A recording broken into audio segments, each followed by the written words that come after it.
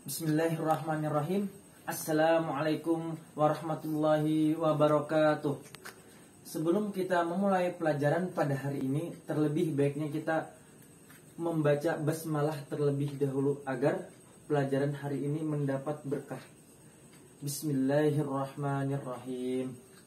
Oke, materi yang akan kita bahas pada hari ini yaitu tentang wakaf.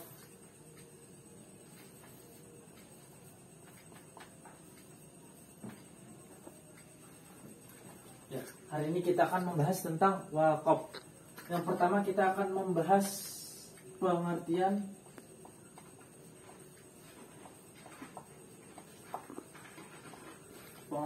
wakaf.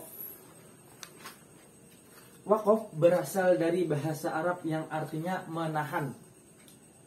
Kalau dalam bahasa Arabnya yaitu al-habs.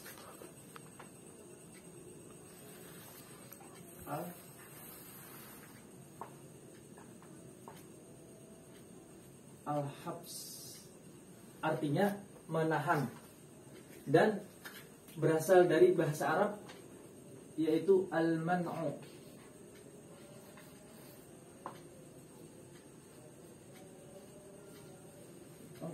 Yang artinya mencegah.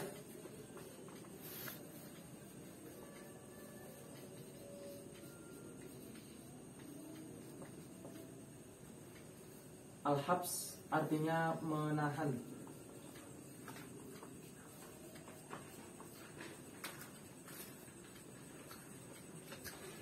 Maksudnya adalah menahan untuk dijual, tidak dihadiahkan atau tidak diwariskan. Sedangkan menurut istilah, wakaf adalah suatu ungkapan yang mengandung penahanan harta miliknya kepada orang lain atau lembaga dengan cara menyerahkan suatu benda yang zatnya untuk diambil manfaatnya oleh masyarakat. Jadi kesimpulan dari pengertian wakaf yaitu menahan harta, yang dimana harta tersebut ditahan oleh lembaga atau seseorang yang menerima wakaf tersebut untuk dimanfaatkan benda tersebut.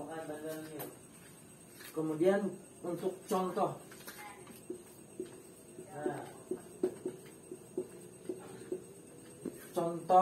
wakaf yaitu seperti seseorang mewakafkan tanahnya untuk keperluan masjid atau misalnya untuk keperluan pemakaman umum. Jadi tanah tersebut tidak boleh lagi kita jual atau kita ambil atau diwariskan dan atau dihadiahkan kepada orang lain. Contohnya tanah. Selain tanah juga contohnya misalnya karpet. Karpet tersebut kita serahkan atau kita wakafkan ke masjid. Jadi karpet tersebut dimanfaatkan oleh orang-orang yang berada di dalam masjid tersebut. Kemudian kita akan membahas lagi tentang dalil wakaf. Dalil wakaf.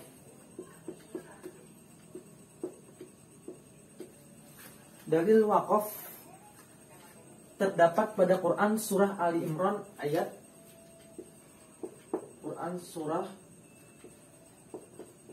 Ali Imran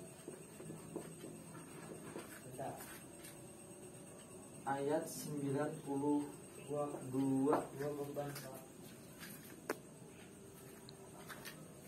yang bunyinya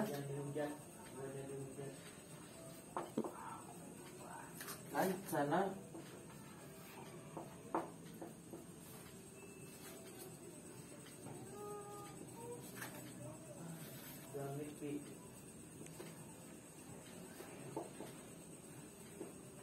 birro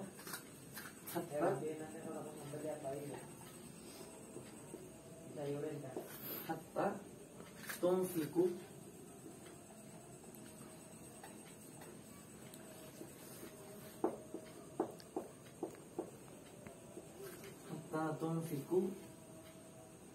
mimma tuhibbun.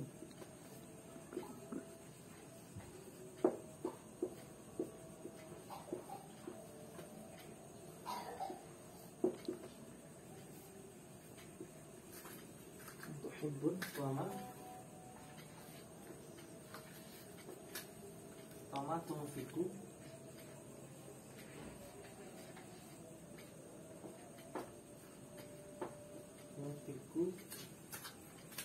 min syai'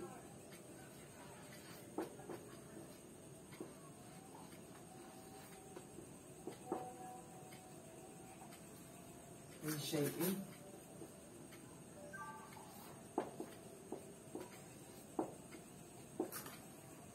innallaha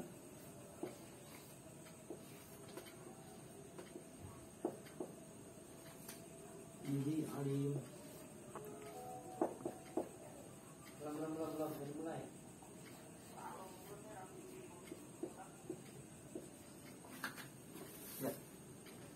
Bismillahirrahmanirrahim. Mari kita baca Quran surah Ali Imran ayat 92 yang bunyinya Bismillahirrahmanirrahim. Lan tanalul birra hatta tunfiqu mimma tuhibbun. Fama tunfiqu min syai'in fa innallaha bihi alim. Shadaqallahul azim. Yang artinya kamu tidak akan memperoleh kebajikan sebelum kamu menginfakkan sebagian harta yang kamu cintai. Dan apa yang kamu infakkan tentang hal itu sungguh Allah Maha mengetahui. Quran surah Ali Imran ayat 92. Itulah tentang dalil wakaf yang terdapat pada Quran surah Ali Imran ayat 92. Kemudian kita lanjut ke dalam materi selanjutnya, yaitu rukun wakaf. Rukun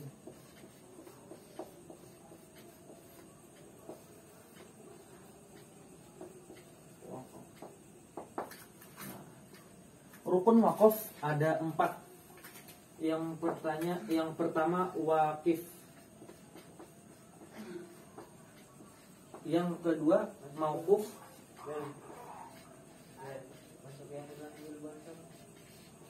Yang ketiga mauquf alaih.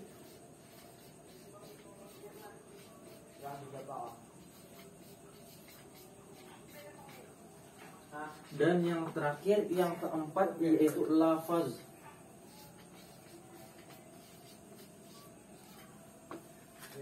Lafaz. Jadi rukun wakaf ada itu. Rukun wakaf ada 4, yaitu yang pertama wakif. Wakif ini adalah orang yang mewakafkan harta tersebut. Jadi wakif itu adalah orangnya, orang yang mewakafkan. Yang kedua yaitu mauquf. Mauquf di sini yaitu harta yang diwakafkan. Kemudian yang ketiga yaitu mauquf alaih, yaitu orang atau lembaga yang menerima harta yang diwakafkan. Kemudian keempat lafaz. Lafaz yaitu di sini lafaz tentang kita menyerahkan harta tersebut kepada orang lain. Tentu harus ada lafaznya. Kemudian kita akan membahas tentang syarat wakif. Syarat wakif ada 4. Nah, yang pertama memiliki secara penuh harta tersebut.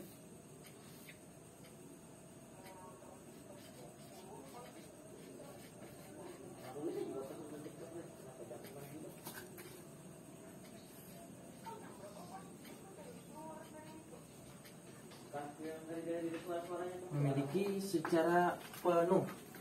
Jadi syarat yang pertama wakifnya yaitu memiliki secara penuh. Secara penuh artinya yaitu benda tersebut harus milik dia sepenuhnya tanpa ada ikatan orang lain dalam hal harta tersebut.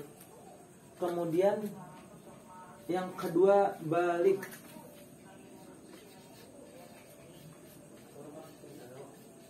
Jadi syarat yang kedua untuk wakif atau syarat untuk orang yang mewakafkan harta tersebut yaitu orangnya harus balik.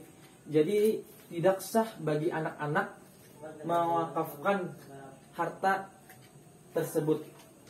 Kemudian yang ketiga, berakal.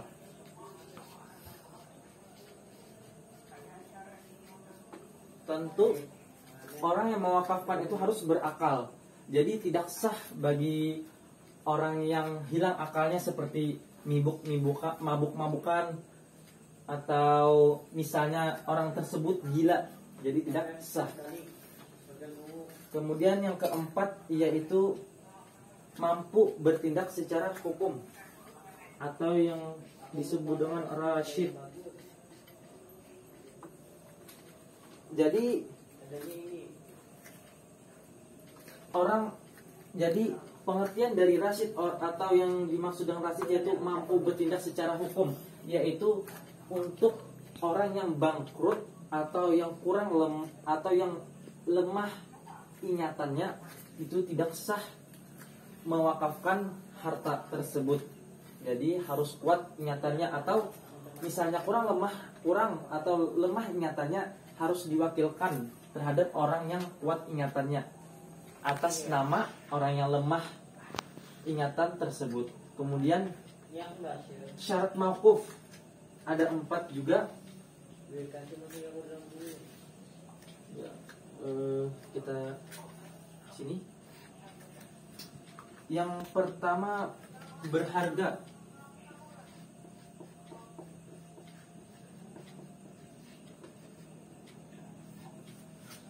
Jadi syarat untuk benda yang kita wakafkan yaitu bendanya harus berharga.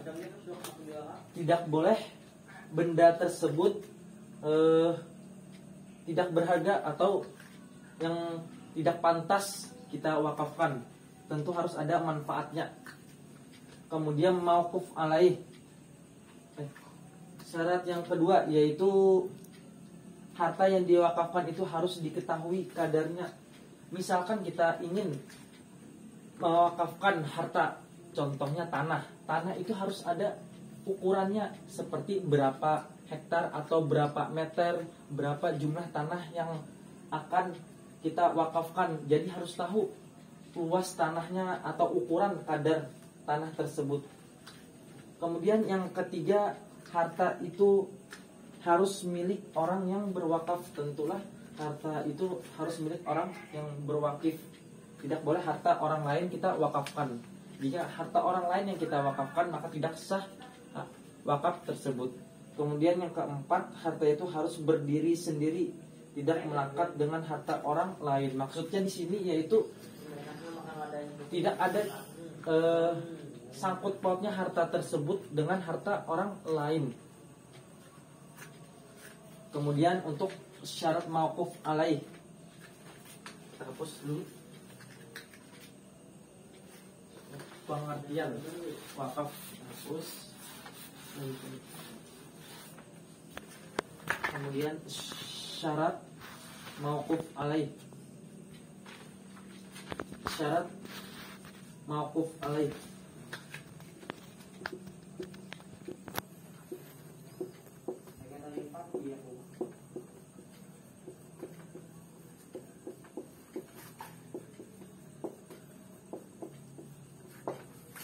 Yang pertama, muayyan.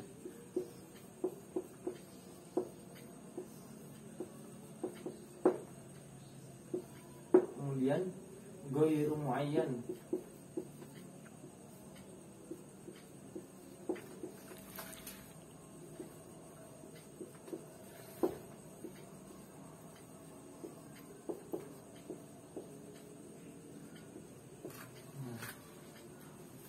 Jadi yang syarat dari mauquf alaih ini ada 2. Yang pertama muayyan. Muayyan di sini artinya tertentu.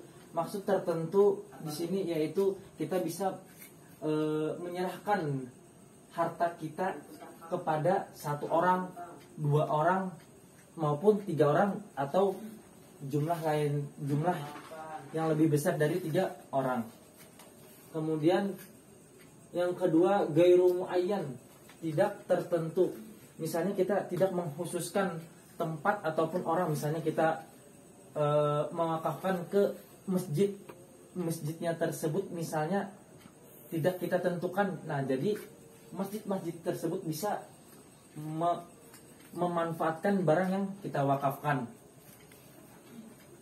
Kemudian untuk syarat lafaz, jadi,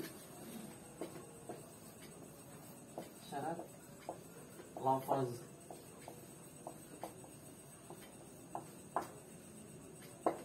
yang pertama,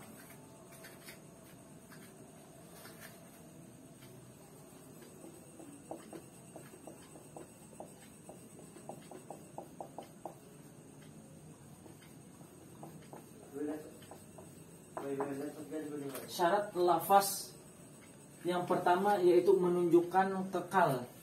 Artinya lafaz tersebut tidak boleh kita waktunya itu tidak boleh tertentu.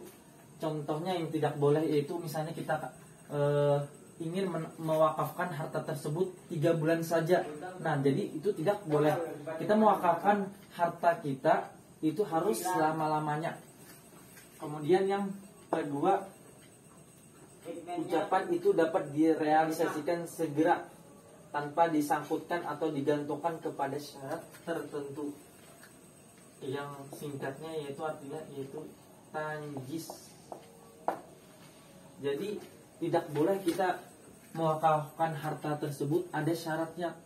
Contohnya misalnya kita mewakafkan karpet ke dalam masjid. Misalnya jika berganti imam, misalnya berganti imam masjid atau ada pergantian imam masjid, kita mengkhususkan cuma karpet tersebut kepada imam ini. Nah, jadi tidak boleh. Kemudian yang ketiga, ucapan itu bersifat pasti.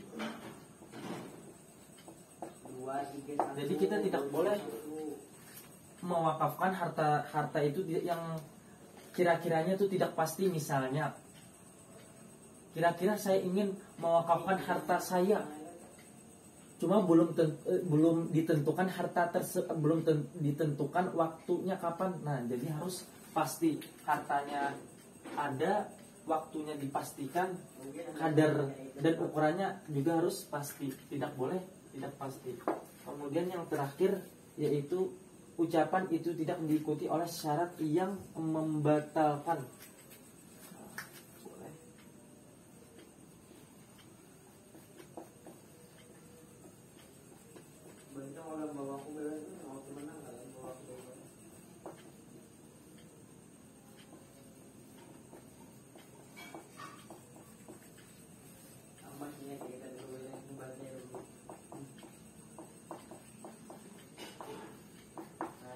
Terakhir itu tidak boleh diikuti lafaz yang membatalkan.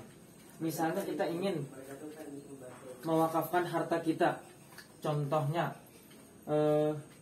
saya ingin mewakafkan tanah ini, tapi ketika pergantian presiden saya membatalkan tanah tersebut untuk diwakafkan. Jadi tidak boleh ada kata lafaz yang membatalkan harta tersebut. Jadi harta tersebut harus diwakafkan dan dimanfaatkan selama-lamanya, selama benda tersebut masih bisa dimanfaatkan. Ya, sekian dari materi yang saya sampaikan pada hari ini. Kurang lebihnya saya minta maaf. Wassalamualaikum warahmatullahi wabarakatuh.